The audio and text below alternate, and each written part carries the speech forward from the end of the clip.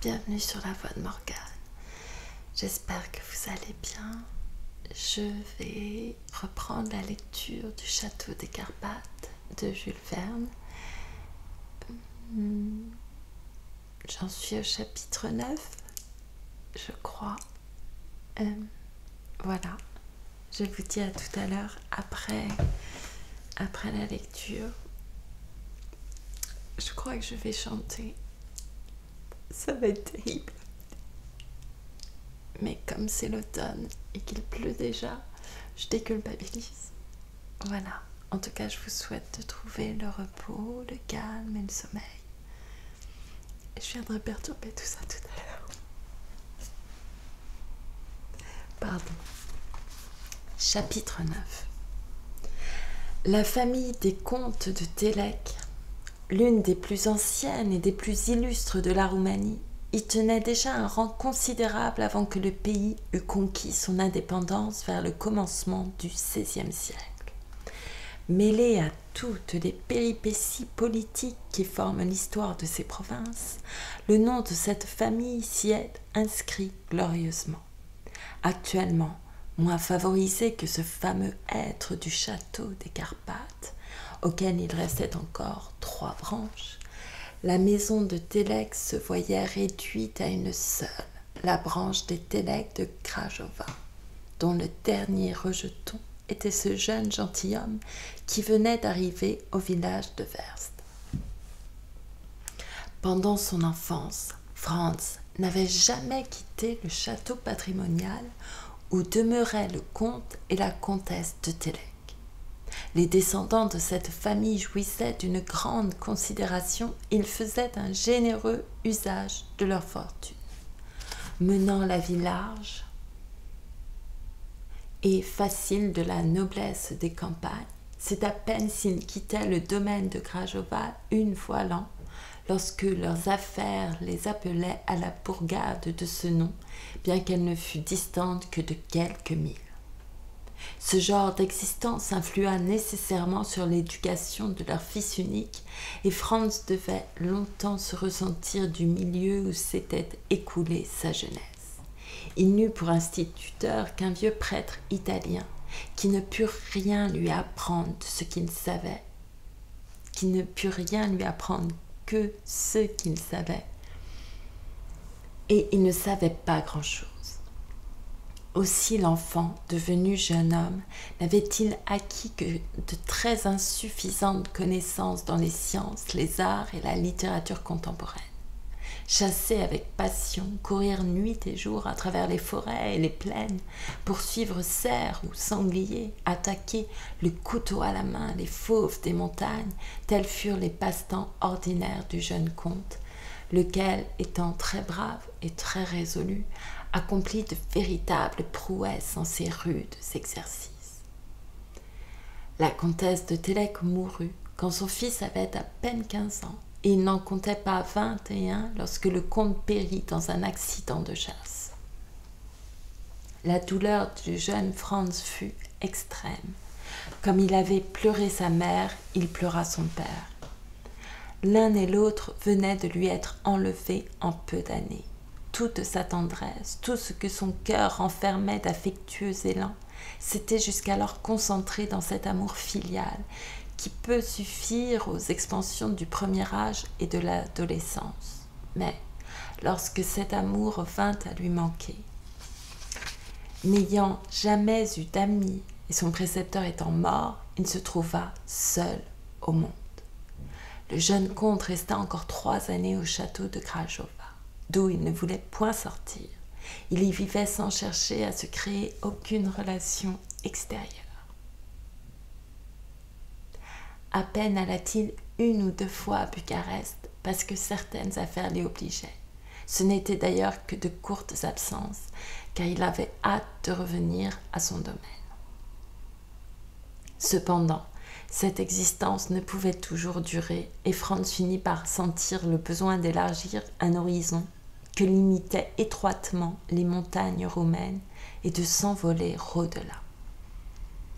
Le jeune comte avait environ 23 ans lorsqu'il prit la résolution de voyager. Sa fortune devait lui permettre de satisfaire largement ses nouveaux goûts. Un jour, il abandonna le château de Krajova à ses vieux serviteurs et quitta le pays valaque. Il emmenait avec lui Rotzko, un ancien soldat roumain depuis 10 ans déjà au service de la famille de Telek, le compagnon de toutes ses expéditions de chasse. C'était un homme de courage et de résolution, entièrement dévoué à son maître. L'intention du jeune comte était de visiter l'Europe en séjournant quelques mois dans les capitales et les villes importantes du continent. Il estimait, non sans raison, que son instruction, qui n'avait été qu'ébauchée au château de Krajova, pourrait se compléter par les enseignements d'un voyage dont il avait soigneusement préparé le plan. Ce fut l'Italie que Franz de Telek voulut visiter d'abord, car il parlait assez couramment la langue italienne que le vieux prêtre lui avait apprise. L'attrait de cette terre, si riche de souvenirs et vers laquelle il se sentait préférablement attiré, fut tel qu'il y demeura 4 ans. Il ne quittait Venise que pour Florence, Rome, que pour Naples, revenant sans cesse à ces centres artistes dont il ne pouvait s'arracher. La France, l'Allemagne, l'Espagne, la Russie, l'Angleterre, il les verrait plus tard. Il les étudierait même avec plus de profit, lui semblait-il, lorsque l'âge aurait mûri ses idées. Au contraire, il faut avoir toute l'effervescence de la jeunesse pour goûter la charme des grandes cités italiennes. Franz de Telek avait 27 ans lorsqu'il vint à Naples pour la dernière fois. Il ne comptait y passer que quelques jours avant de se rendre en Sicile. C'est par l'exploration de l'ancienne Trinacria qu'il voulait terminer son voyage. Puis il retournerait au château de Krajova afin d'y prendre une année de repos. Une circonstance inattendue allait non seulement changer ses dispositions, mais décider de sa vie et en modifier le cours. Pendant ces quelques années vécues en Italie, si le jeune comte avait médiocrement gagné du côté des sciences pour lesquelles il ne se sentait aucune aptitude, du moins le sentiment du beau lui avait-il été révélé comme à un aveugle à la lumière. Comme à un aveugle la lumière. L'esprit largement ouvert aux splendeurs de l'art, il s'enthousiasmait devant les chefs-d'œuvre de la peinture lorsqu'il visitait les musées de Naples, de Venise, de Rome et de Florence. En même temps, les théâtres lui avaient fait connaître les œuvres lyriques de cette époque et il s'était passionné pour l'interprétation des grands artistes. Ce fut lors de son dernier séjour à Naples et dans les circonstances particulières qui vont être rapportées qu'un sentiment d'une nature plus intime, d'une pénétration plus intensive, s'empara de son cœur. Il y avait à cette époque au théâtre San Carlo une célèbre cantatrice dont la voix pure, la méthode achevée, le jeu dramatique faisaient l'admiration des dilettanti. Jusqu'alors, la Stiglia n'avait jamais recherché les bravos de l'étranger. Et elle ne chantait pas d'autre musique que la musique italienne qui avait repris le premier rang dans l'art de la composition. Le théâtre de Carignan à Turin, la Scala à Milan, la Fenice à Venise, le théâtre Alfieri à Florence, le théâtre Apollo à Rome, San Carlo à Naples, la possédait tour à tour et ses triomphes ne lui laissaient aucun regret de n'avoir pas encore paru sur les autres scènes de l'Europe. La Stiglia, alors âgée de 25 ans, était une femme d'une beauté incomparable, avec sa longue chevelure aux teintes dorées, ses yeux noirs et profonds, où s'allumaient des flammes, la pureté de ses traits, sa carnation chaude, sa taille que le ciseau d'un praxitèle n'aurait pu former plus parfaite. Et de cette femme se dégageait une artiste sublime, une autre Malibran dont Musset aurait pu dire aussi « et tes chants dans les cieux emportaient la douleur ». Mais cette voix que le plus aimé des poètes a célébrée en ces stances immortelles, cette voix du cœur qui seul au cœur arrive, cette voix c'était celle de la Stilla dans toute son inexprimable magnificence. Cependant, cette grande artiste qui reproduisait avec une telle perfection les accents de la tendresse, les sentiments les plus puissants de l'âme, jamais, disait-on, son cœur n'en avait ressenti les effets.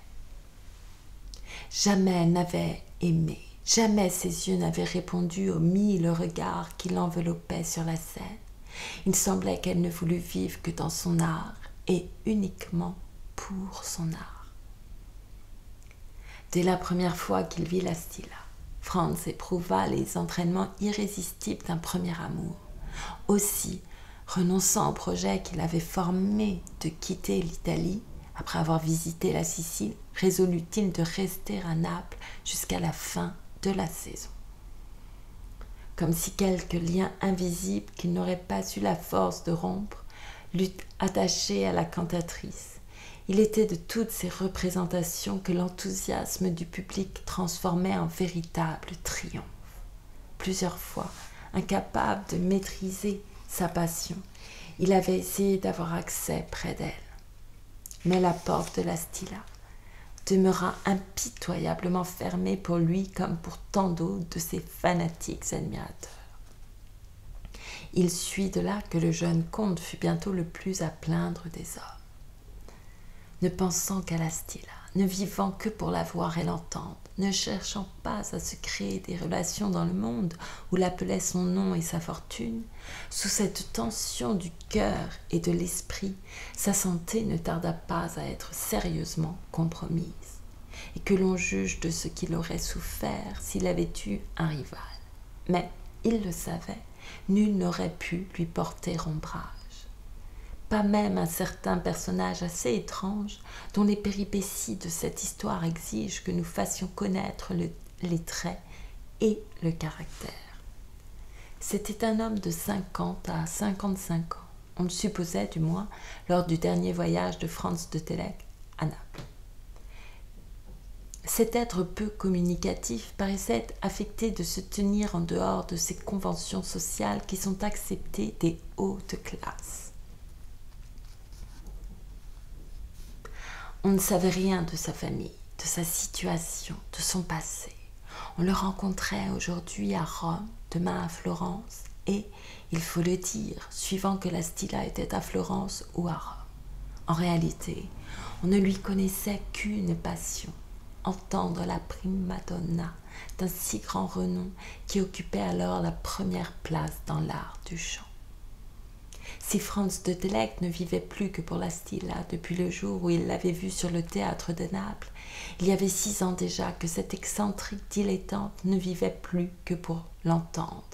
Il semblait que la voix de la cantatrice fût devenue nécessaire à sa vie comme l'air qu'il respirait. Jamais il n'avait cherché à la rencontrer ailleurs qu'à la scène. Jamais il ne s'était présenté chez elle, ni ne lui avait écrit.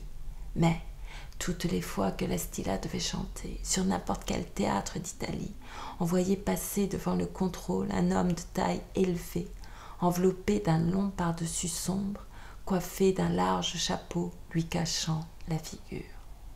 Cet homme se hâtait de prendre place au fond d'une loge grillée, préalablement louée pour lui. Il y restait enfermé, immobile et silencieux, pendant toute la représentation. Puis, dès que la Stilla avait achevé son air final, il s'en allait furtivement, et aucun autre chanteur, aucune autre chanteuse n'aurait pu le retenir. Il ne les eût pas même entendus.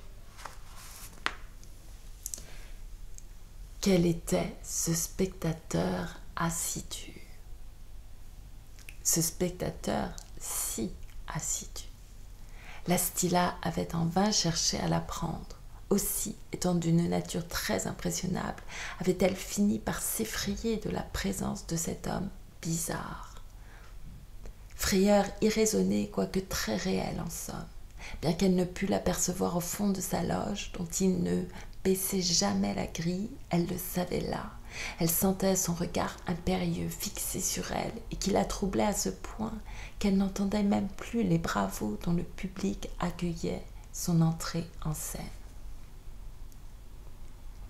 Il a été dit que ce personnage ne s'était jamais présenté à la Stilla. Mais s'il n'avait pas essayé de connaître la femme, nous insisterons particulièrement sur ce point. Tout ce qui pouvait lui rappeler l'artiste avait été l'objet de ses constantes attentions. C'est ainsi qu'il possédait le plus beau des portraits que le grand peintre Michel Gregorio eût fait de la cantatrice, passionnée, vibrante, sublime, incarnée dans l'un de ses plus beaux rôles, et ce portrait, acquis au poids de l'or, valait le prix dont l'avait payé son admirateur.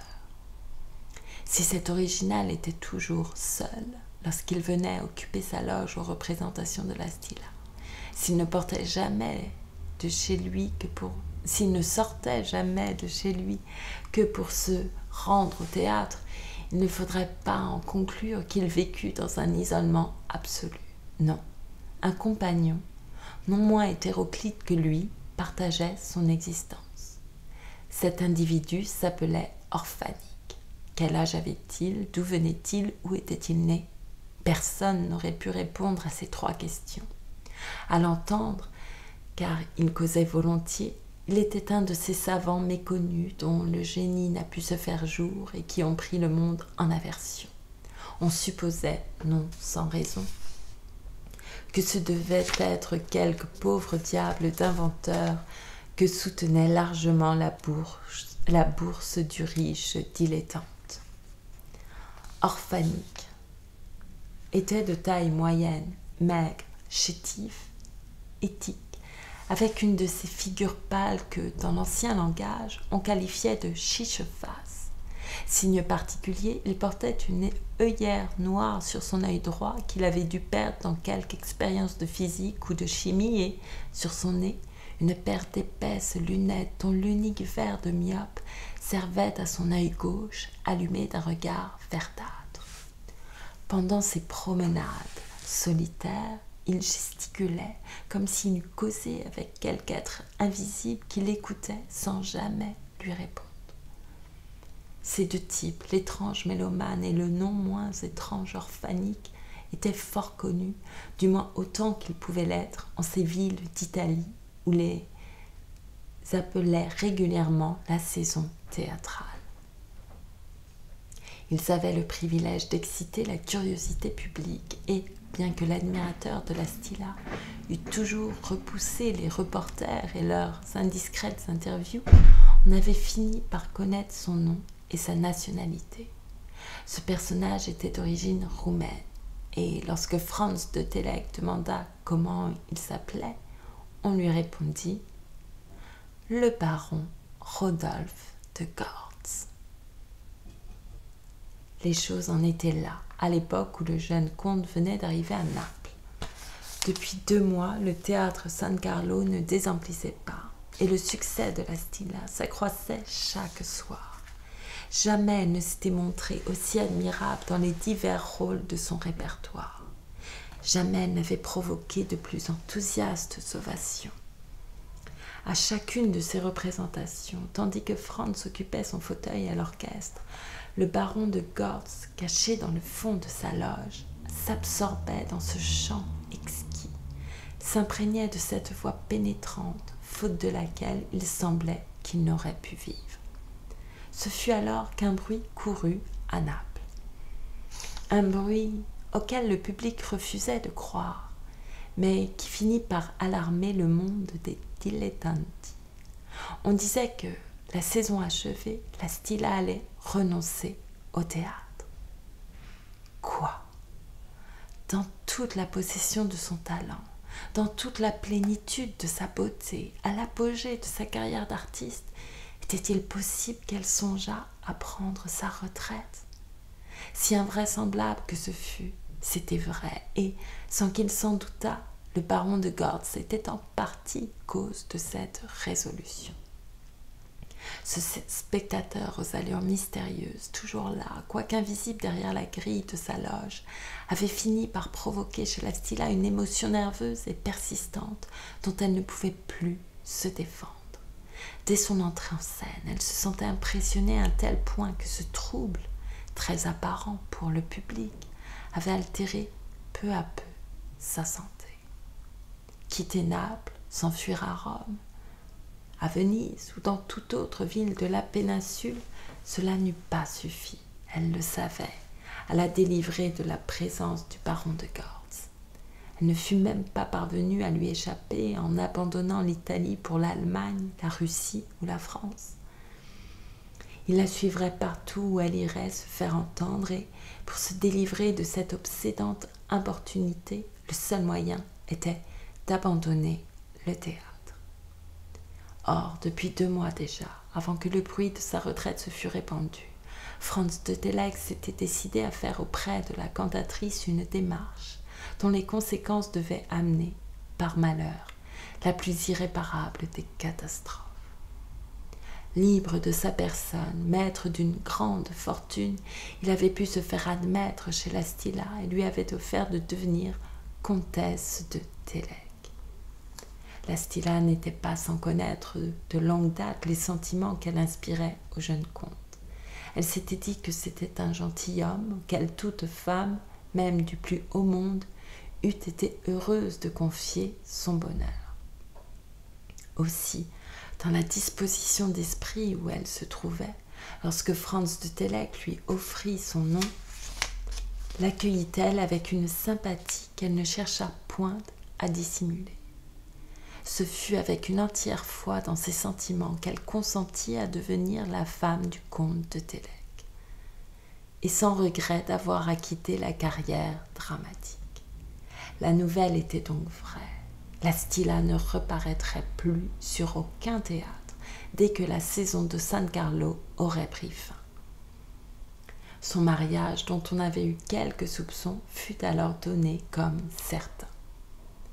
On le pense, cela produisit un effet prodigieux, non seulement parmi le monde artiste, mais aussi dans le grand monde d'Italie. Après avoir refusé de croire à la réalisation de ce projet, il fallut pourtant se rendre. Jalousie et haine se dressèrent alors contre le jeune comte qui ravissait à son art, à ses succès, à l'idolâtrie des dilettanti, la plus grande cantatrice de l'époque.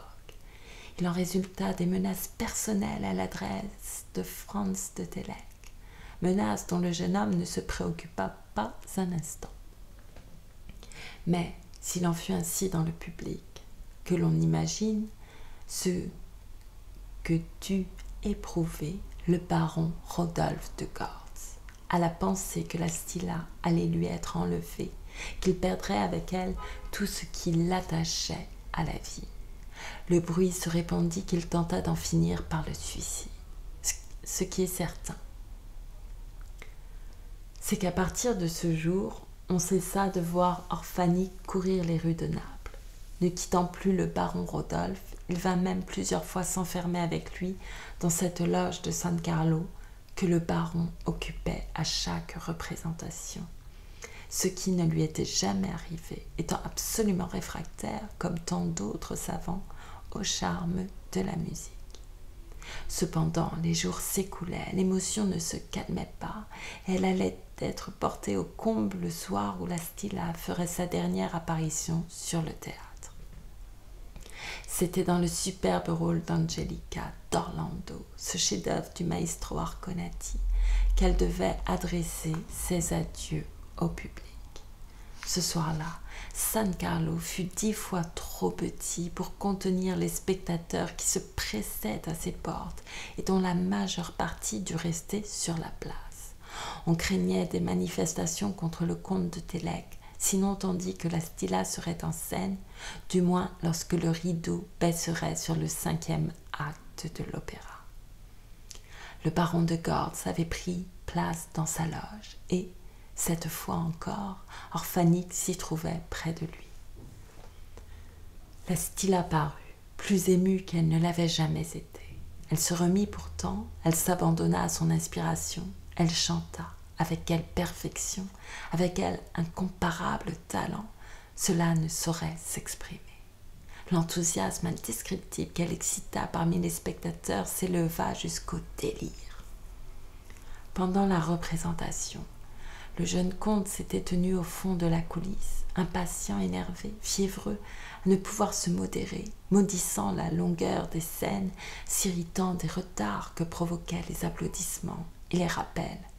Ah, qu'il lui tardait d'arracher à ce théâtre celle qui allait devenir comtesse de Télek et de l'emmener loin, bien loin, si loin qu'elle ne serait plus qu'à lui seul. Elle arriva, cette dramatique scène où meurt l'héroïne d'Orlando. Jamais l'admirable musique d'Arconati ne parut plus pénétrante, jamais la Stilla ne l'interpréta avec des accents plus passionnés. Toute son âme semblait se distiller à travers ses lèvres.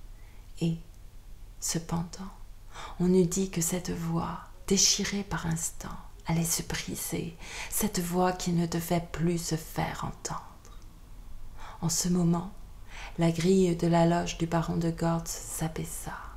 Une tête étrange, aux longs cheveux grisonnants, aux yeux de flamme se montra. Sa figure extatique était effrayante de pâleur, et, du fond de la coulisse, Franz l'aperçut en pleine lumière, ce qui ne lui était pas encore arrivé.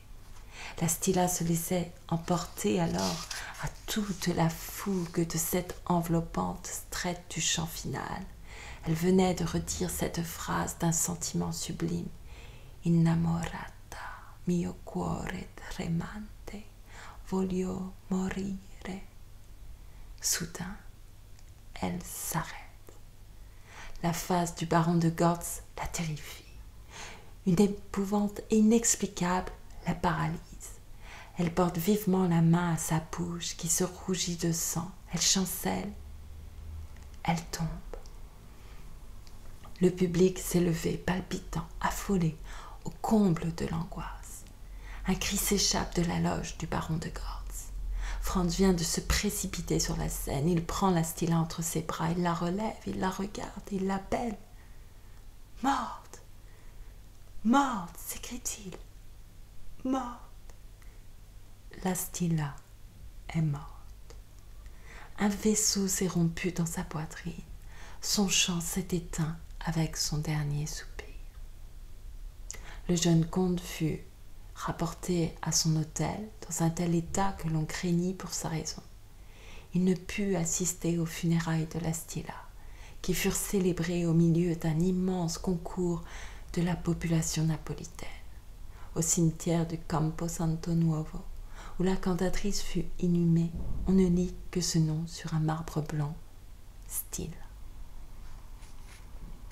Le soir des funérailles, un homme vint au Campo Santo Nuovo. Là, les yeux hagards, la tête inclinée, les lèvres serrées comme si elles eussent été déjà scellées par la mort, il regarda longtemps la place où la Stilla était ensevelie.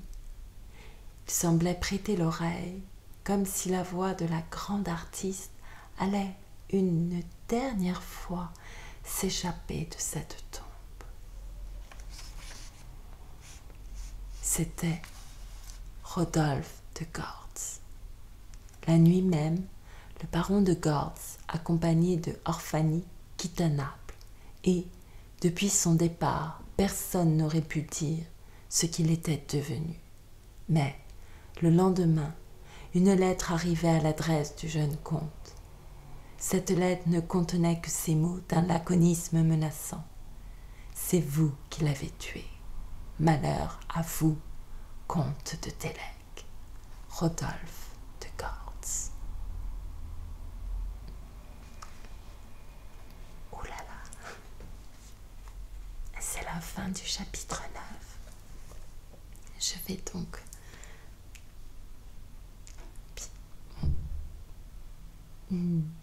sans aucune prétention vous chanter deux petites chansons dont évidemment je ne connais pas assez les paroles pour m'en passer.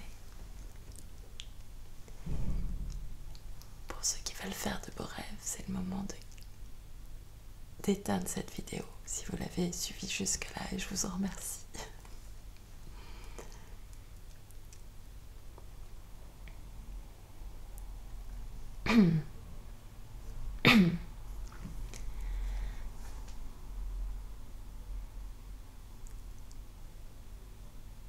Anne Sylvestre. J'aime les gens qui doutent, les gens qui trop écoutent leur cœur se balancer. J'aime les gens qui disent et qui se contredisent et sans se dénoncer. J'aime les gens qui tremblent, que parfois ils ne semblent capables de juger. J'aime les gens qui passent moitié dans leur godasse et moitié à côté. J'aime leurs petites chansons, même s'ils passent pour des cons. J'aime ceux qui paniquent, ceux qui sont pas logiques, enfin pas comme il faut. Ceux qui avec leur chaîne, pour pas que ça nous gêne, font un bruit de grelot. Ceux qui n'auront pas honte de n'être au bout du compte que des ratés du cœur, pour n'avoir pas su dire délivrez-nous du pire et gardez le meilleur. J'aime leurs petites chansons, même s'ils passent pour des cons.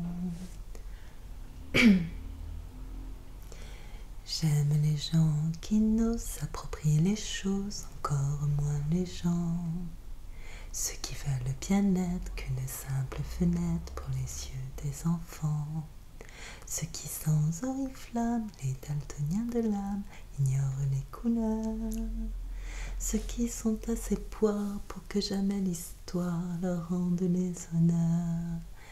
J'aime leurs petites chansons, même s'ils passent pour des cons. J'aime les gens qui doutent, mais voudraient qu'on leur foute la paix de temps en temps, et qu'on ne les malmène jamais quand ils promènent vers cet automne au printemps. Qu'on leur dise que l'âme fait de plus belles flammes que tous ces tristes culs, et qu'on les remercie, qu'on leur dise, qu'on leur crie merci d'avoir vécu. Merci pour la tendresse, et tant pis pour vos fesses qui ont fait ce qu'elles ont pu. Oh, j'ai honte, c'était tellement fort. Au début en tout cas. Et j'ai un chat dans la gorge, pardon pour ça. Mais ce qui ne va pas m'empêcher de chanter une deuxième chanson. Why do birds suddenly appear every time you are near? Just like me, they want to be close to you. Why do stars fall down from the sky every time you walk by? Just like me, they long to be close to you. On the day that you were born, the angels spoke together and decided to create a dream come true. So they sprinkle moon dust in your hair of gold and starlight in your eyes of blue. That is why all the girls in town follow you all around, just like me. They want to be close to you. On the day that you were born, the angels got together and decided to create a dream come true. So they sprinkle moon dust in your hair of gold and starlight in your eyes of blue. That is why all the girls in town follow you all around, just like me. They want to be close to you. Just like me, they long to be close to you. Oh, close Tuesday.